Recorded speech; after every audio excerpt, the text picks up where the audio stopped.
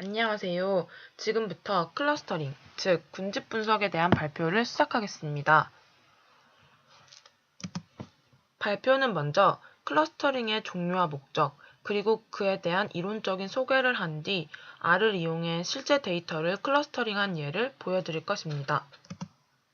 첫 번째로 클러스터링의 정의와 목적입니다. 클러스터링은 각 개체의 유사성을 측정하여 유사성이 높은 대상 집단을 한 군집으로 분류하고 각 군집에 속한 개체들의 유사성과 서로 다른 군집에 속한 개체 간의 상이성을 규명하는 통계 분석 방법입니다. 실제로 비슷한 특성을 가진 개체를 합쳐가면서 최종적으로 유사 특성의 그룹을 발굴하는 데 사용되고 있습니다. 예를 들어 트위터상에서 주로 사진과 카메라에 대해 이야기하는 사용자 그룹이 있을 수 있고 자동차에 관심이 있는 사용자 그룹이 있을 수가 있습니다. 이러한 관심사나 취미에 따라 사용자 그룹을 군집 분석을 통해 분류할 수도 있습니다. 화면에 보이는 그림은 개체들을 4개의 군집으로 분류한 것입니다. 이때 군집 내의 개체들 간의 거리는 집단 내 동질성의 정도를 나타내며 서로 다른 군집 간의 거리는 집단 간 이질성을 나타냅니다. 이렇게 개체들을 유사성에 의해 나누는 클러스터링 방법은 여러 기업에서 고객들을 특성에 맞게 나누어 세분화하는 데 사용되고 있습니다. 그래서 각 고객 군집에 대해 서로 다른 마케팅 전략을 세우는 등 기업 활동에서 중요한 역할을 담당하고 있습니다. 그렇다면 클러스터링 방법은 판별 분석과 어떤 차이가 있을까요? 판별 분석은 클러스터링과 유사하게 한 개체가 어느 집단에 속하는지를 판별하기 위한 판별 모형을 만드는 것입니다. 하지만 판별 분석과 군집 분석은 분석의 목적에서 그 차이가 존재합니다. 먼저 판별 분석은 이미 분류되어 있는 알려진 군집으로부터 판별 함수를 구하고 새로운 관측치가 있을 때 판별 함수를 통해 어느 집단에 속하는지를 판별하여 분류하는 데 목적이 있습니다. 반면 군집 분석은 군집의 개수나 구조에 대한 가정 없이 다별형 데이터로부터 거리 기준에 의해 자발적인 군집화를 유도합니다. 즉, 군집 분석의 첫 번째 목적은 데이터를 적절한 군집으로 나누는 것이고 두 번째 목적은 각 군집의 특성과 군집 간 차이 등에 대한 탐색적 연구를 하는 것입니다.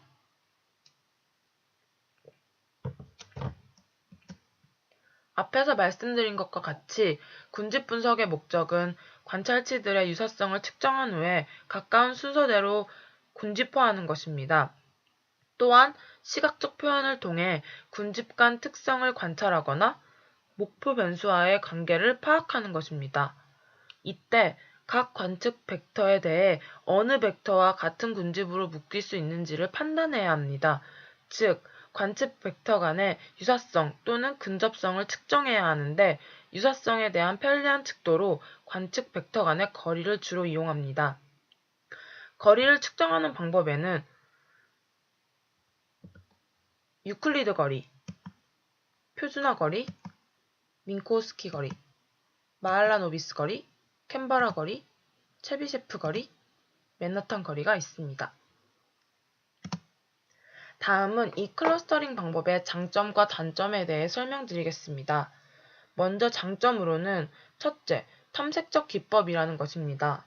즉, 클러스터링을 이용하여 주어진 자료의 내부 구조에 대한 사전적 정보 없이 의미 있는 자료 구조를 찾아낼 수 있습니다. 둘째, 유사성만 정의되면 모든 종류의 자료에 적용할 수 있다는 점입니다. 그리고 마지막으로 사전 정보를 필요로 하지 않아서 누구나 쉽게 분석할 수 있다는 점입니다. 이 세 가지가 클러스터링의 가장 큰 장점입니다. 다음은 단점을 3가지로 말씀드리겠습니다. 첫째, 가중치와 거리를 정의하는 것에 대한 객관적인 기준이 없다는 것입니다. 즉, 가중치와 거리를 어떻게 정의하는가에 따라 군집 분석의 결과가 아주 민감하게 반응하게 됩니다.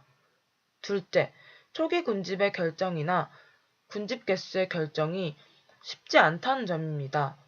군집수를 선택하는 객관적 기준이 존재하지 않아서 분석자 본인이 스스로 결정해야 하므로 군집 개수를 결정하는데 어려움이 따르는 경우가 많습니다. 마지막으로 결과의 해석이 어렵다는 점입니다. 찾아진 군집이 무엇을 의미하는지 데이터만을 이용해서는 알 수 없는 경우가 많습니다. 다음으로 클러스터링의 종류입니다. 클러스터링을 나누는 기준은 크게 군집 대상의 중복 여부로 나누어 계층적 군집 분석과 비계층적 군집 분석으로 나눌 수 있습니다. 계층적 군집 분석은 N개의 군집으로부터 시작하여 유사성이 가까운 순서대로 개체들을 묶어가면서 점차 군집의 개수를 줄여나가는 방법입니다. 이 과정에서 주성분 분석을 활용하여 군집 이름을 부여하고 군집 단계에 대한 그래프적 표현인 덴드로그램을 통해 구조적 관계를 파악합니다. 여기서 덴드로그램은 유사성이 가까운 이웃을 병합하는 방법으로 군집의 단계를 보여줍니다. 계층적 군집 분석은 개체들 간의 유사성에 대한 척도로서 정의한 거리에 따라 4가지 방법으로 나눌 수 있습니다. 첫째로 최단 연결법은 거리 행렬로부터 최단 거리의 쌍을 찾아 한 군집으로 병합하는 방법입니다. 그리고 최장 연결법은 최단 연결법과 반대로 거리 행렬로부터 최장 거리의 쌍을 찾아 한 군집으로 병합하는 방법입니다. 셋째로 평균 연결법은 두 군집에 속한 모든 개체들 간의 거리의 평균을 거리화하여 군집화하는 방법입니다. 마지막으로 가장 흔하지 않은 워드의 계층적 군집 방법입니다. 군집 내 거리를 군집 내 제곱합, 즉 에러 썸 오브 스퀘어스로 정의했는데 군집 간 정보의 손실을 최소화하는 방법입니다. 이러한 계층적 군집 방법에는 크게 2가지 문제점이 있습니다. 먼저 한 대상이 일단 어느 군집에 소속되고 나면 다른 군집으로 이동될 수 없다는 점입니다. 그리고 이상점이 제거되지 않고 반드시 어느 한 군집에 속하기 때문에 이상점이 속한 군집 내의 동질성의 정도에 부정적인 영향을 미칠 수 있기 때문에 주의하셔야 합니다. 다음으로 소개할 군집 분석의 종류는 비계층적 군집 분석입니다. 앞서 설명한 계층적 군집 분석 외에 비계층적 방법으로 군집을 형성할 수 있습니다. 이 경우에는 N개의 개체를 G개의 군집으로 나눌 수 있는 모든 가능한 방법을 점검하여 최적의 군집을 형성하는 것이 전략입니다. 그러나 개체 수와 군집 수에 따라 계산량이 많아지기 때문에 주로 사용하는 간단한 방법인 K-민즈와 K-메디오스의 방법을 간략하게 소개하겠습니다. 첫 번째로 K-민즈는 전체 개체를 K개의 군집으로 나누는 방법으로 계층적 군집 분석과는 달리 한 개체가 속해 있던 군집에서 다른 군집으로 이동하는 재배치가 가능합니다.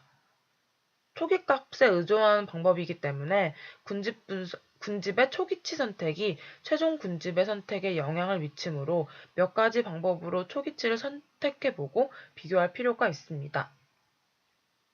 K-민즈 방법의 수행 과정은 먼저 초기 씨앗인 시드 역할을 하는 개체 G개를 선택하여 군집의 초기값으로 주게 됩니다. 이때 씨앗 G개를 랜덤으로 선택할 수도 있고 서로 가장 멀리 떨어지도록 선택할 수도 있습니다. 또한 이들 씨앗 간의 최소로 떨어진 거리를 요구하여 이 요구에 맞게 선택할 수도 있습니다. 그 다음엔 나머지 개체들을 각 군집의 초기값과 거리를 계산하여 가까운 초기값과 같은 군집을 형성하게 합니다. 2개 이상의 개체가 모인 군집이 형성되게 되면 씨앗은 그 군집의 중심으로 대체되게 됩니다. 그리고 나서 모든 개체가 군집으로 할당된 후엔 다른 군집의 중심과 거리를 계산하게 됩니다.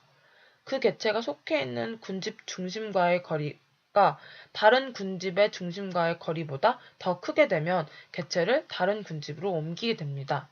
옮긴 후엔 두 군집의 중심을 다시 구하게 되며 다시 각 군집의 중심과 거리를 계산하게 됩니다. 이와 같은 과정을 계속 반복하여 더 이상 개체의 군집 간 이동이 없을 때 멈추고 이를 최적의 군집으로 결정합니다.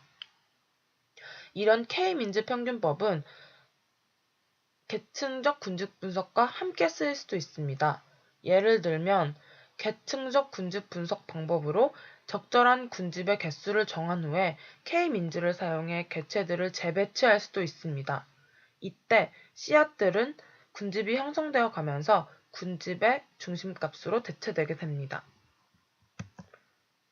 다음으로 소개할 비계층적 군집 분석 방법은 K-메디우스입니다. 흔히 쓰이는 방법이 아니기 때문에 간략하게 소개하겠습니다. K-메디우스는 K-민즈와 흡사한 방법입니다. 다만 K-민즈가 임의의 좌표를 중심점으로 잡는 반면 K-메디우스는 실제 점 하나를 중심점으로 잡아서 계산을 수행하는 것입니다. 약간의 계산상의 차이가 있지만 대체적으로 유사한 부분이 많습니다. K-메디우스의 대표적인 방법은 파티셔닝 어라운드 메디우스 알고리즘입니다.